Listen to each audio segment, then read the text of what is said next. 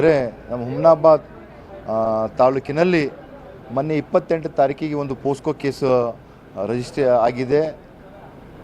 ಆ ರಿಜಿಸ್ಟರ್ ಆಗಿದ POCSO case ಎದ್ರ ತನಕ ಆಗ್ತು ಅಂತಂದರೆ, ಒಂದು ಯಾರ ರೈಸ್ ಶೇಖ್ ಅಂತ ಒಬ್ಬ ಟೀಚರು ಅಲ್ಲಿ ಓದುವಂಥ ಸಣ್ಣ ಮಕ್ಕಳಿಗೆ ಲೈಂಗಿಕ ಕಿರುಕುಳ ಮಾಡಿದಾನಂತ ಒಂದು ಪೋಸ್ಕೋ ಕೇಸ್ ಆಗಿದೆ. ಆ ಒಂದು ಕೇಸ್ನ ಹಿಂದ್ಗಡೆ ನೋಡಿದ್ರೆ ಬಹಳಷ್ಟು ಮಕ್ಕಳಿಗೆ ಅವನು ಇದೇ ಥರ ಲೈಂಗಿಕ ಕಿರುಕುಳ ಕೊಟ್ಟದಂತ ಇವತ್ತು ಎಲ್ಲ ಗ್ರಾಮಸ್ಥರಿಗೂ ಕೂಡ ಗೊತ್ತಾಗಿದೆ.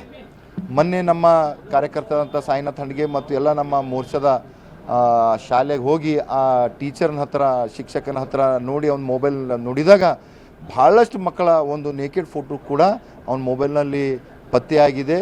ಮತ್ತು ಒಂದು ಸಂಭಾಷಣೆ ಕೂಡ ಈಗಾಗಲೇ ನಮ್ಮ ಜಿಲ್ಲಾಧ್ಯಕ್ಷರು ಸಂಭಾಷಣೆ ಕೂಡ ಅವನೇನು ಯಾರಿಗೆ ಮಾತಾಡಿದಾರೋ ಅವನೇ ಒಪ್ಕೋತಾನ. ನಾನು 3-4 ಜನರ ಹತ್ರ ಈ ಥರ ಆಗಿದೆ ಅಂತ ಅವನೇ ಖುದ್ದಾಗಿ ಒಪ್ಕೋತಾನ.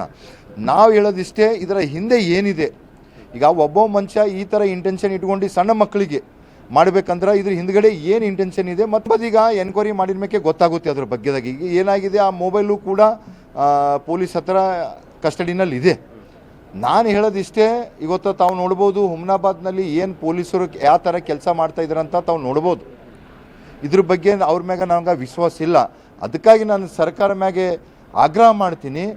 ಯಾಕೆ ಅಂತಂತಂದರೆ, ಧರ್ಮಸ್ಥಳದ ಒಂದು ಯಾವನೋ ಅನ್ಎಜುಕೇಟೆಡು ಅವನು ಹೋಗಿ ಈ ಥರ ಒಂದು ಸುಳ್ಳು ಆಪಾದನೆ ಮಾಡಿ ಅದಕ್ಕೆ SIT ಕುಂಡಿಸ್ಲಕ್ಕೆ ಹಸ್ತಾನ. ಇದರ ಈ ಥರದೊಂದು ದೊಡ್ಡ ಷಡ್ಯಂತ್ರನೇ ಇದೆ. ಇದನ್ನು ಕೂಡ ಇವತ್ತು ಸಣ್ಣ ಚಿಕ್ಕ ಮಕ್ಕಳು, ನಾವು ತಾಯಿ ತಂದೆಗಳು ಇವತ್ತು ಇವತ್ತು ನಮ್ಮ ಮಕ್ಕಳು ಇರ್ಬೋದು, ನಾಳೆ ಮತ್ತೊಬ್ಬರ ಮಕ್ಕಳು ಇರ್ಬೋದು, ಎಲ್ಲ ಮಕ್ಕಳು ಶಾಲೆಗಳಿಗೆ ಹೋಗ್ತಾನೆ.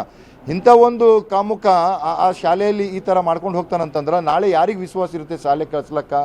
ಅದಕ್ಕಾಗಿ ನಾನು ಸರ್ಕಾರಕ್ಕೆ ಆಗ್ರಹ ಮಾಡ್ತೀನಿ, ಹೇಗೆ ನೀವು ಧರ್ಮಸ್ಥಳದ ಏನೂ ಇದ್ದಿಲ್ಲ ಕೂಡ SIT ತನಿಖೆ ಮಾಡಿದಿರಿ, ಅದೇ ರೀತಿ ಈ ಪ್ರಕರಣವನ್ನು ಕೂಡ SIT ತನಿಖೆ ಮಾಡಿ ಅವ ಏನಿವತ್ತು ಅವ ತಪ್ಪಿಸ್ತಿದ್ದಾನ ಅವನಿಗೆ ಗಲ್ಲಿಗೆ ಹಾಕಿಸ್ಬೇಕಂತ ನಾನು ಆಗ್ರಹ ಮಾಡ್ತೀನಿ.